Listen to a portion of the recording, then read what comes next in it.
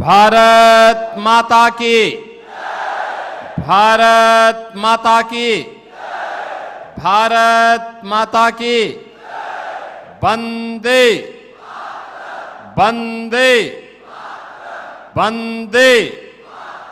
छत्रपति शिवाजी महाराज की, छत्रपति शिवाजी महाराज की, धर्मवीर संभाजी महाराज की, संभाजी महाराज की।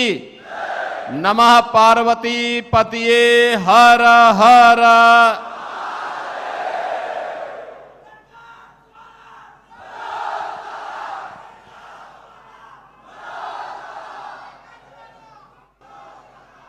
छत्रपति शिवाजी महाराज की इस पावन धरा को कोटि कोटि नमन करते हुए यशवंत नगरी कराड़ की इस भूमि पर प्रथम पूज्य गणपति महाराज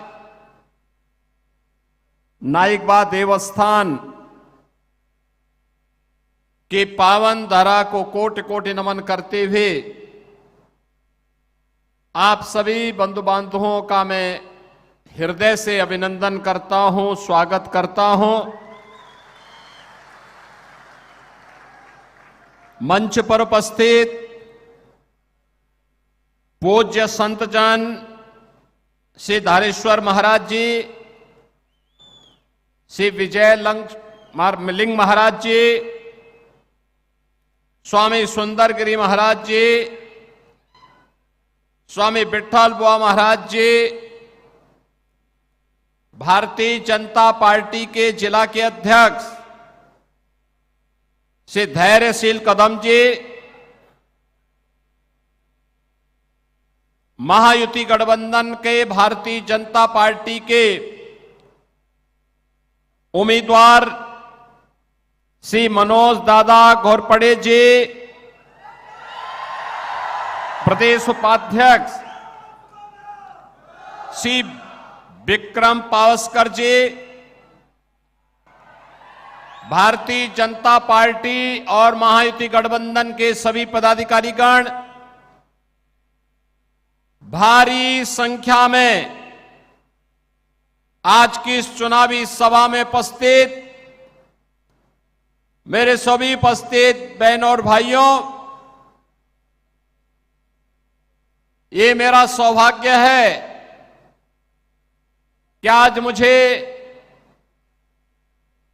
हिंदवी साम्राज्य के संस्थापक छत्रपति शिवाजी महाराज की इस पावन धरा पर आप सबसे संवाद करने का अवसर प्राप्त हो रहा है। बहनों और भाइयों, भारत के अंदर स्वराज्य की परिकल्पना कैसे होनी चाहिए, छत्रपति शिवाजी महाराज उसके प्रतीक हैं। महाराष्ट्र की धरती उसकी प्रतीक है। अटक से कटक तक एक देश का भाव कैसे जगना चाहिए, पेशवा बाजीराव उसके प्रतीक हैं। सामाजिक समता का माहौल कैसे बनना चाहिए, इसी धरती ने महात्मा फुले को दिया। स्वराज मेरा जन्मसिद्ध अधिकार है, मैं इसे लेकर के रहूंगा, इसका उद्घोष करने वाले गणनायक से लोकनायक बनने वाले बाल गंगाधर तिलक इसी महाराष्ट्र की धरती ने भारत को दिया था। 1857 के प्रथम स्वातंत्र समर को, जिसे कुछ कथित इतिहासज्ञ क्रांति मात्र कहते थे, उसे प्रथम स्वातंत्र समर कहने वाले वीर सावरकर, जिन्हें एक जन्म में 2 आजीवन कारावास की सजा हुई, ऐसे वीर सावरकर इसी महाराष्ट्र की देन है। महिलाओं की सशक्तिकरण के लिए महिला शिक्षा आवश्यक है, इसका भाव जगाने वाली सावित्री बाई फुले इसी पावन धरा की उपज है।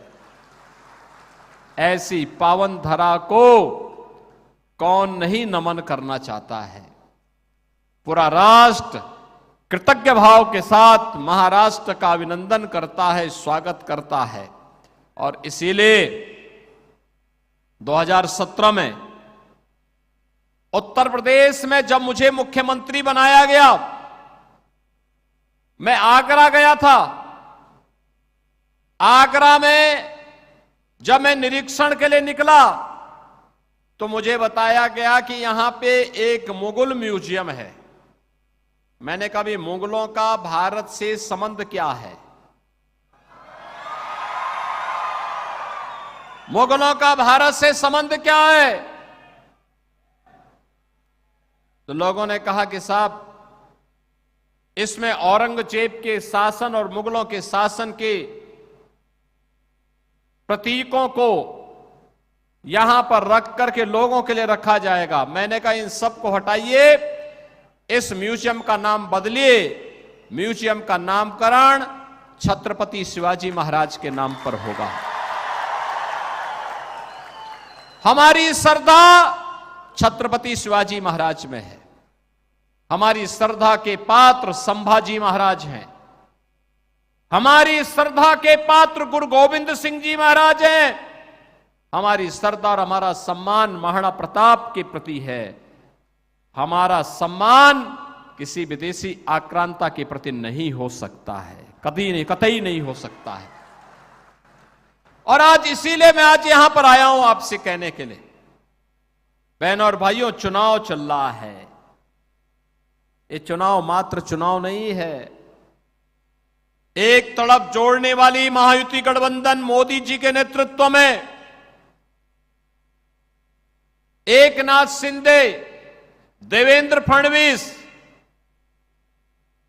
अजीत पवार, रामदास ठावले, इन सब के नेतृत्व में एकजुट होकर के मोदी जी के नेतृत्व में काम कर रहा है।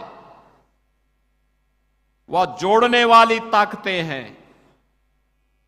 और दूसरी तरफ कांग्रेस और उनके महाअगाड़ी गठबंधन के नाम पर जुड़ा हुआ महाअनाड़ी गठबंधन जो तोड़ने का काम कर रहा है, बांटने का काम कर रहा है।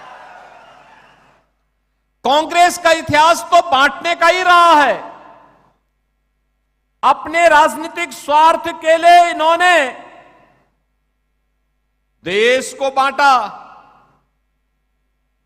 हिंदू समाज को बांटा, जाति के नाम पर, संप्रदाय के नाम पर, क्षेत्र के नाम पर, भाषा के नाम पर। कांग्रेस के अंदर लगता है अंग्रेजों का डीएनए आ गया है। जो बांटो और फूट डालो, राज करो की नीति पर चल रही थी, वही कार्य आज कांग्रेस कर रही है। और इसलिए बहनों और भाइयों, मैंने कहा था, मैं इसीलिए कहता हूं, हम बंटे थे तो अयोध्या में राम मंदिर का अपमान झेलना पड़ा था। 500 वर्षों तक अयोध्या में हम लोग रामलला के लिए तरस रहे थे। बटे थे काशी में, काशी विश्वनाथ मंदिर में, काशी विश्वनाथ मंदिर का अपमान झेलना पड़ा था। बटे थे मथुरा में, श्री कृष्ण जन्मभूमि का अपमान झेलना पड़ा था। बटे थे तो यहां पर मैं देखता हूं छत्रपति शिवाजी महाराज के द्वारा स्थापित हुए तमाम गढ़ और किले जो इस क्षेत्र के वैभव को, यहां के गौरव को बढ़ाने के प्रतीक हैं, उन सब पर अतिक्रमण होता है। हम बटे थे तो बप्पा रावल की गणपति की शोभा यात्रा पर पथराव होता है, रामनवमी की शोभा यात्रा पे पथराव होता है, और इसलिए अब बंटना नहीं है। बटे थे तो कटे थे, एक रहेंगे तो सेफ रहेंगे, इस भाव के साथ अब हमें इस चुनावी समर में पूरे देश को एकजुट करने के लिए फिर से कार्य करना है। और इसी भाव के साथ आज मैं आपके पास आया हूं आपसे कहने के लिए, आज मोदी जी के नेतृत्व में हम एक नए भारत का दर्शन कर रहे हैं।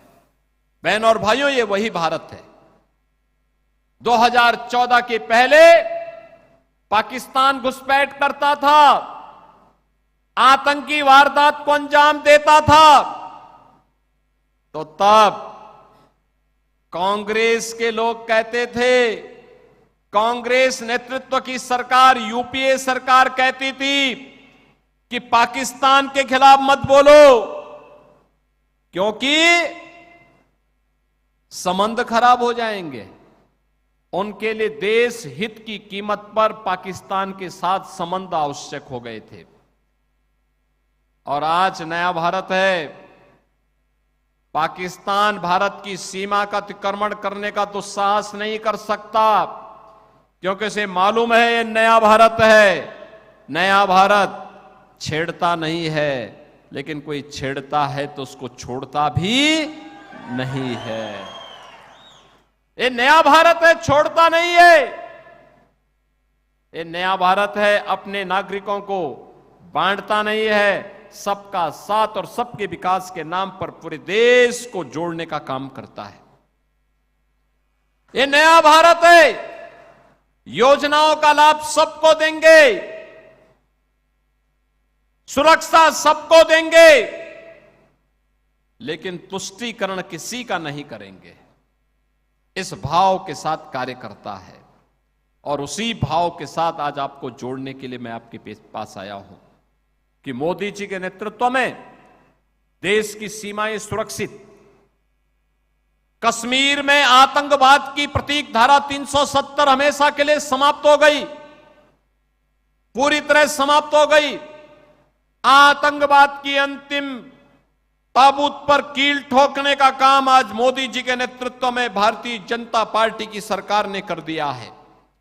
अब कोई भारत के अंदर आतंकवाद फैलाने का दुस्साहस नहीं कर पाएगा। लेकिन कांग्रेस कहती है कि हम फिर से धारा 370 को लाएंगे, यानी आतंकवाद को पनपाएंगे, निर्दोष नागरिकों को मरवाएंगे। कांग्रेस की इस मंशा को सफल नहीं होने देना है। बहनों और भाइयों, कांग्रेस की बांटो और फूट डालो, राज करो की राजनीति को सफल नहीं होने देना है। कांग्रेस की आतंकवाद और नक्सलवाद को बढ़ाने की इस राजनीति को हमें आगे नहीं बढ़ने देना है। कांग्रेस की भ्रष्टाचार पोषक सरकारों को फिर से आने नहीं देना है। यही कहने के लिए आज मैं आपके पास आया हूं, आपसे कहने के लिए कि आज तो आपने देखा होगा ये महायुति गठबंधन की सरकार अब तो पहले से मोदी जी के नेतृत्व में पूरे देश के अंदर 4 करोड़ लोगों को एक एक आवास मिला, 10 करोड़ गरीबों के घर में शौचालय बने, 10 करोड़ लोगों के घर में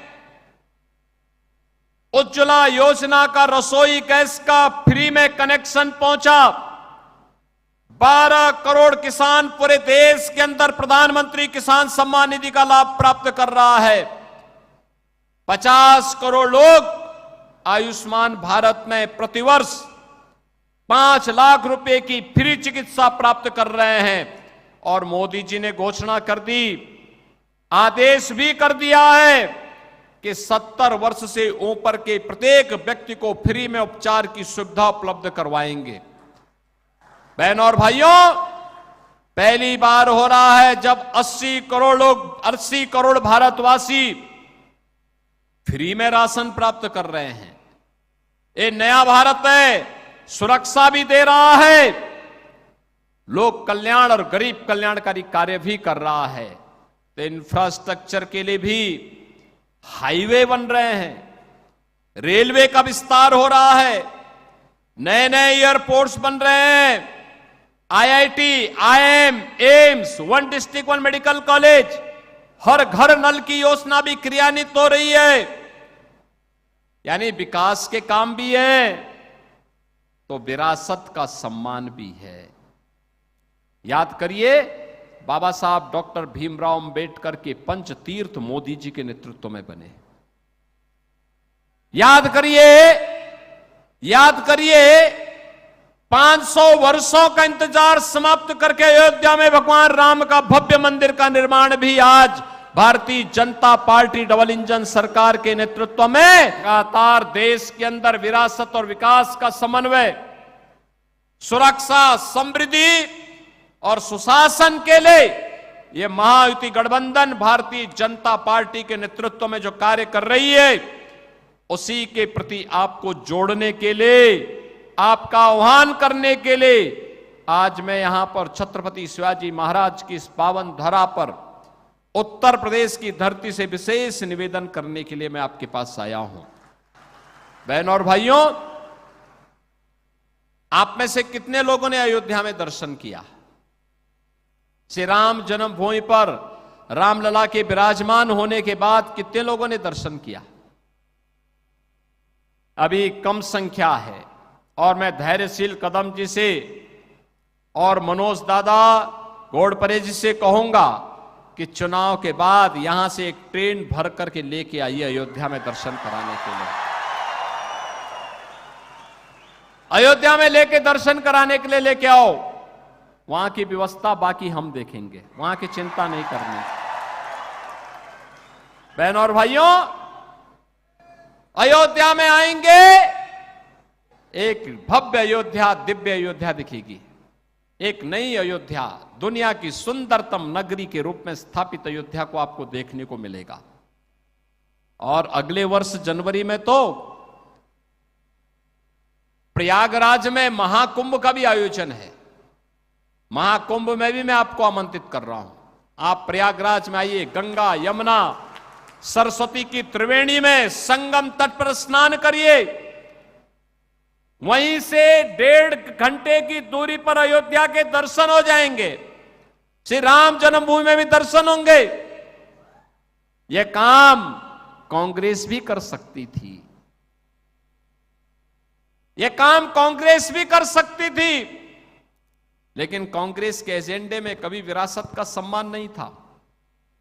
कांग्रेस के एजेंडे में कभी बेटी की सुरक्षा नहीं थी, बहनों का सम्मान नहीं था, उनका स्वावलंबन नहीं था, युवाओं का रोजगार नहीं था, अन्नदाता किसानों की खुशहाली उनके एजेंडे का हिस्सा कभी नहीं थी। और इसीलिए मैं आप सबसे कहने के लिए आया हूं कि विरासत और विकास का अद्भुत समन्वय हो, सुरक्षा, सुशासन और समृद्धि, इन्हें एक साथ जोड़ करके आगे बढ़ाने का कार्य हो, ये केवल और केवल महायुति गठबंधन कर सकता है, क्योंकि प्रधानमंत्री मोदी जी उसे नेतृत्व दे रहे हैं और उनका मार्गदर्शन जो है। और इसीलिए मेरी आप सबसे विनती है कि भारतीय जनता पार्टी ने श्री मनोज दादा घोड़परे को अपना उम्मीदवार बना करके आपके बीच उतारा है। मनोज दादा इधर आइए। मनोज दादा को आप विजयी बना के भेजेंगे, विजयी बना के भेजेंगे। जहां तक मेरी आवाज जा रही, दोनों हाथ उठा करके बोलो, जहां तक आवाज जा रही है मेरी, सभी लोग विजयी बना के भेजेंगे। आपका आशीर्वाद मिलेगा। कमल चुनाव चिन्ह पर इन्हें भारी बहुमत से विजयी बना के भेजेंगे। तो फिर मेरे साथ बोलेंगे, भारत माता की, भारत माता की जय श्री राम, जय जय श्री राम।